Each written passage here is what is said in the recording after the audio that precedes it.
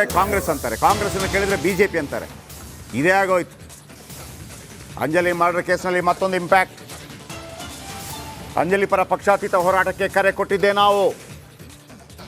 ಪ್ರತಿಭಟನೆಯಲ್ಲಿ ಪಕ್ಷದ ಬಾವುಟ ಬೇಡ ಎಂದಿದ್ದ ಆರ್ ಕನ್ನಡ. ಇದೀಗ ಹುಬ್ಬಳ್ಳಿಯಲ್ಲಿ ಪಕ್ಷಾತೀತ ಪ್ರತಿಭಟನೆ ಆರಂಭ ಆಗಿದೆ. ಇದು ನಮ್ಮ ಅತಿ ದೊಡ್ಡ ಇಂಪ್ಯಾಕ್ಟ್. ನ್ಯಾಯ ಕೊಡಿಸೋಣ ರೀ. ಎಲ್ಲವನ್ನು ಎಷ್ಟು ಅಂತ ಬಿಜೆಪಿಗೆ ಕಾಂಗ್ರೆಸ್ಸಿಂದ ಮಾಡ್ಕೊಂಡು ಸಾಯ್ತೀವಿ. ಈಗ ಪಕ್ಷಾತೀತ ಹೋರಾಟ ಬೇಕು, ಪಕ್ಷಾತೀತ ಹೋರಾಟ ಬೇಕು. ಬನ್ನಿ, ನಮ್ಮ ನಾಡಿಗಾಗಿ ಏನಾದರೂ ಮಾಡೋಣ ಬನ್ನಿ. ಒಂದು ದೇಶ ಸಮಾಜ ಅಂತ ಬಂದಾಗ ಎಲ್ಲವನ್ನು ಪಕ್ಕಕ್ಕಿಟ್ಟು ದೇಶಕ್ಕಾಗಿ ಬನ್ರಪ್ಪ, ಸಮಾಜಕ್ಕಾಗಿ ಬನ್ರಪ್ಪ. ಅವನು ಕಾಂಗ್ರೆಸ್ ಅವ ಇದ್ದಾನೆ, ನಾನು ಬರಲ್ಲ ಅಂತ ಬಿ ಜೆ ಪಿ ಅವ ಇದ್ದಾನೆ ನಾಯಕ, ನಾನು ಬರಲ್ಲ ಅಂತೇಳಿ ಜೊತೆಯಾಗಿ ಯಾವಾಗ ಬರೋದು ದೇಶಕ್ಕಾಗಿ ಸಮಾಜಕ್ಕಾಗಿ? ಹಾಂ,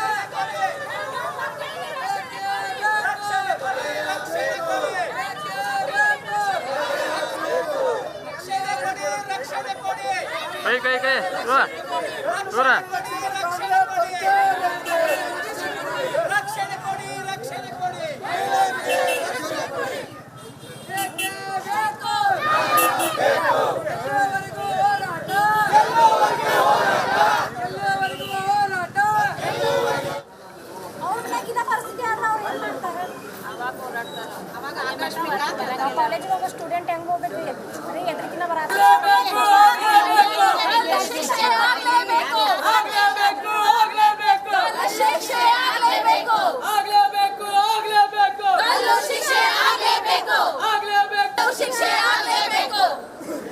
ಶಿಕ್ಷೆ ಆಗ್ಲಿಕ್ಕೆ ನಮ್ಮ ಕಡೆ ತಂದು ಕೊಡ್ಬೇಕು. ನಾವು ನೋಡ್ಕೋತೇವೆ ನಿಮ್ಮ ಸರ್ಕಾರ.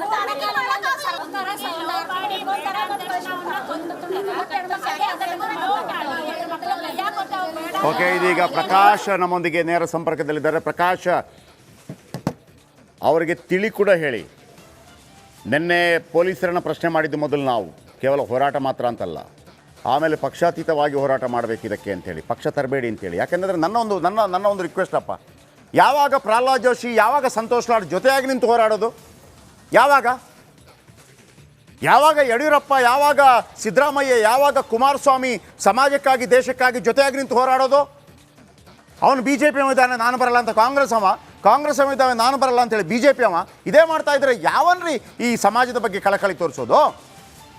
Please Prakash, continue.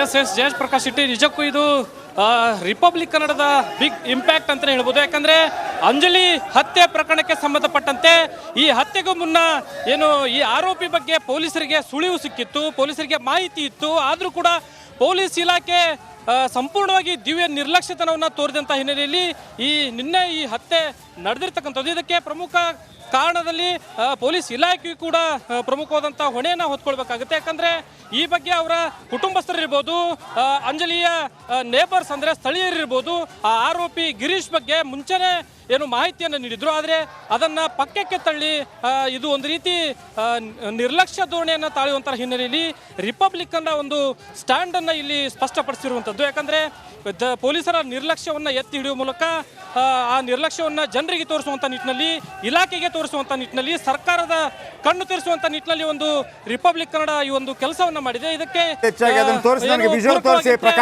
ಈಗಾಗಲೇ ಪೊಲೀಸ್ ಇಬ್ಬರು ಅಧಿಕಾರಿಗಳನ್ನ ಪಕ್ಷಾತೀತವಾಗಿ ಒಂದು ಹೋರಾಟ ನಡೆಯಬೇಕು. ಎಸ್ ಜಯಪ್ರಕಾಶ್ ಶೆಟ್ಟಿ, ನಿಜಕ್ಕೂ ಪಕ್ಷಾತೀತವಾದಂಥ ಒಂದು ಧರ್ಮಾತೀತವಾದಂಥ ಒಂದು ಹೋರಾಟ ಆಗಬೇಕು ಅಂತಕ್ಕಂಥ ಕರೆಯನ್ನ ರಿಪಬ್ಲಿಕ್ ಕನ್ನಡ ನಿನ್ನೆ ಬೆಳಗ್ಗೆಯಿಂದನೂ ಏನು ಕರೆ ಕೊಟ್ಟಿತ್ತು. ಈ ಮಾತಾಡ್ಸಿ. ಹಿನ್ನೆಲೆಯಲ್ಲಿ ತಾವು ಗಮನಿಸ್ತಾ ಪ್ರಕಾಶ್, ಇರ್ಬೋದು ಮಾತಾಡ್ಸಿ ಇಲ್ಲಿ ಅವ್ರನ್ನ. ಯಾವುದೇ ರೀತಿಯಾದಂಥ ರಾಜಕೀಯ ಬಾವುಟಗಳು ಕಾಣ್ತಾ ಇಲ್ಲ ನಮಗೆ. ಹೆಸರನ್ನ. ಯಾವುದೇ ರೀತಿ ಸರ್ ಈಗ ಅಂಜಲಿ ಹತ್ಯೆ ಖಂಡಿಸಿ ತಾವು ಪ್ರತಿಭಟನೆ ಮಾಡ್ತಾ ಇದ್ರಿ, ಒಂದ್ ಕಡೆ ಪೊಲೀಸರ ದಿವ್ಯ ನಿರ್ಲಕ್ಷ್ಯ ನಿನ್ನೆಯಿಂದ ತಾವು ಗಮನಿಸ್ತಿದ್ರಿ, ಏನ್ ಹೇಳ್ತೀರಿ ಸರ್? ಸರ್ ನೋಡ್ರಿ, ಪೊಲೀಸ್ ಇಲಾಖೆ ಏನಿದೆ ಸಂಪೂರ್ಣ ಇದರಲ್ಲಿ ವಿಫಲವಾಗಿದೆ. ಅವ್ರು ಯಾವತ್ತೂ ಈ ನಮ್ಮ ಒಂದು ಸಮಾಜಕ್ಕಾಗಲಿ ಮತ್ತೊಂದಕ್ಕಾಗಲಿ ಯಾವುದು ರಕ್ಷಣೆ ಕೊಡ್ತಾ ಇಲ್ಲ. ನೀವೀಗಾಗಲೇ ನೋಡ್ತಾ ಇರ್ಬೋದು, ಕನಿಷ್ಠ 1 ವರ್ಷ ಆಯಿತು ಸರ್ಕಾರ ಬಂದವ್ರದ್ದು. ಈ ಸರ್ಕಾರದಲ್ಲಿ ಸಂಪೂರ್ಣ ವೈಫಲ್ಯವಾಗಿದೆ. ಇದು ಸರಣಿ ಹತ್ಯೆಗಳು ನಡೀತಾ ಇದ್ದಾವೆ. ಮತ್ತು ಮೇಲಾಗಿ ನಾವು ಪ್ರಿಕಾಷನ್ಸ್ನಿಂದ ಮೊದಲೇ ಹೇಳಿದಾಗೂ ಕೂಡ ಈ ಘಟನೆ ನಡೆದೈತೆ ಅಂತಂದ್ರೆ ಪೊಲೀಸ್ ಸರ್ಕಾರ ಎಷ್ಟು ವಿಫಲ ಆಗಿದೆ ಅನ್ನೋದು ತಾವೆಲ್ಲ ಅರ್ಥ ಮಾಡ್ಕೋಬೇಕು. ಆಮ್ಯಾಗೆ ಗೃಹ ಮಂತ್ರಿಗೆ ಇದು ಯೋಗ್ಯ ಅಲ್ಲ. ಗೃಹ ಮಂತ್ರಿ ಇದನ್ನು ನಿಭಾಯಿಸಕ್ಕೆ ಆಗ್ತಾ ಇಲ್ಲ. ಅವ್ರು ಕೂಡಲೇ ರಾಜೀನಾಮೆ ಕೊಡ್ಬೇಕಂತ ನಾನು ಒತ್ತಾಯಿಸ್ತೇನೆ ಸರ್. ಈ ಹತ್ಯೆಗೆ ಒಂದು ರೀತಿ ಪೊಲೀಸ್ ಇಲಾಖೆ ನಿರ್ಲಕ್ಷ್ಯನೂ ಕಾರಣ ಅಂತೀರಾ? ಯಾಕಂದ್ರೆ ಮೇಲ್ನೋಟಕ್ಕೆ ಅನ್ಸುತ್ತಲ್ವಾ? ಅಲ್ಲ, ಇದು ಮೇಲಕ್ಕಂದ್ರೆ ಸರ್ಕಾರ ಮತ್ತು ಪೊಲೀಸ್ ಇಲಾಖೆ ನಿರ್ಲಕ್ಷ್ಯ. ಯಾಕಂದ್ರೆ 1 ವಾರ ಮುಂಚೆ ಅವ್ರ ಅಜ್ಜಿ ಮತ್ತು ಮಗಳು ಅವ್ರ ತಂಗಿ ಹೋಗಿ ಸ್ಟೇಷನ್ ಕಂಪ್ಲೇಂಟ್ ಕೊಟ್ಟಾಗ ಯಾವುದೇ ರೀತಿ ಕ್ರಮ ತಗೊಂಡಿಲ್ಲ. ಮತ್ತೆ ಇದಕ್ಕೆಲ್ಲ ಕಾರಣ ಅಂದ್ರೆ ಅವಳಿನಲ್ಲಿ ಹೆಚ್ಚುತ್ತಿರುವ ಗಾಂಜಾ ನಶೆ. ಏನು ಗಾಂಜಾ ನಶೆಯಿಂದ ಇವತ್ತೆಲ್ಲ ಅಕ್ರಮ ಚಟುವಟಿಕೆ ಕಡಿಮೆ ಆಗಿದೆ ಅಂತ ಹೇಳ್ತಾ ಇದ್ದಾರೆ. ಹತ್ಯೆ ಆದ್ಮೇಲೆ ಪೊಲೀಸರು ಅಂದ್ರೆ ಗೃಹ ಇಲಾಖೆ ಎಚ್ಚೆತ್ಕೊಳ್ಬೇಕಾಗಿತ್ತು, ಆದ್ರೆ ಎಚ್ಚೆತ್ಕೊಳ್ಳಿಲ್ಲ. ಮತ್ತೆ ಈ ರೀತಿ ಒಂದು ಘಟನೆ ನಡೆದಿದೆ. ಸರ್ಕಾರ ನೋಡ್ರಿ, ಇವತ್ತು ಯಾವುದೇ ಹೆಣ್ಣು ಮಕ್ಕಳ ರಕ್ಷಣೆ ಕೊಡ್ತಾ ಇಲ್ಲ. ಕೇವಲ ಬಿಟ್ಟಿ ಭಾಗ್ಯಗಳ ಘೋಷಣೆ ಮಾಡುತ್ತಾ ಇವತ್ತು ಹೆಣ್ಣು ಮಕ್ಕಳ ಜೀವನದಲ್ಲಿ ಆಟ ಆಡ್ತಿದ್ದಾರೆ. ಅವತ್ತು ನೇಹ ಹತ್ಯೆಯನ್ನು ಖಂಡಿಸಿ ಏನು ಎಲ್ಲ ಇಡೀ ರಾಜ್ಯಾದ್ಯಂತಲ್ಲ ಇಡೀ ದೇಶಾದ್ಯಂತ ಹೋರಾಟ ಮಾಡಿದ್ರು. ಇವತ್ತು ಪೊಲೀಸ್ ಇಲಾಖೆ ಆಗಲಿ ಇವತ್ತು ಸರ್ಕಾರ ಆಗಲಿ ಇವತ್ತು ಯಾವುದೇ ಆದಂಥ ಒಂದು ಕ್ರಮ ತಗೊಂಡಿಲ್ಲ. ಇವತ್ತು ಏನು ಈ ಕೃತ್ಯಗಳನ್ನು ಮಾಡುತ್ತಿರೋರಿಗೆ ಆರಾಮವಾಗಿ ಬಿಂದಾಸವಾಗಿ ಸರ್ಕಾರದ ಮೇಲೆ ಏನು ಕ್ರಮ ತಗೊಂತಿಲ್ಲ ಅಂತ ಹೇಳಿ ಇವತ್ತು ಬಿಂದಾಸಾಗಿಂತ ಕೊಲೆಗಳಾಗ್ತಾ ಇದ್ದಾವೆ. ಪಕ್ಷಾತೀತವಾಗಿ ಧರ್ಮಾತೀತವಾಗಿ ಒಂದು ಎಲ್ಲರೂ ಪ್ರತಿಭಟನೆಗೆ ಮುಂದಾಗಿದ್ರಿ. ಅಂಜಲಿ ಸಾವಿಗೆ ನ್ಯಾಯ ಕೊಡಿಸುವಂತ ನಿಟ್ಟಿನಲ್ಲಿ ಇಲ್ಲಿ ಹೋರಾಡ್ತಾ ಇದ್ದೀರಿ. ಯಾಕೆ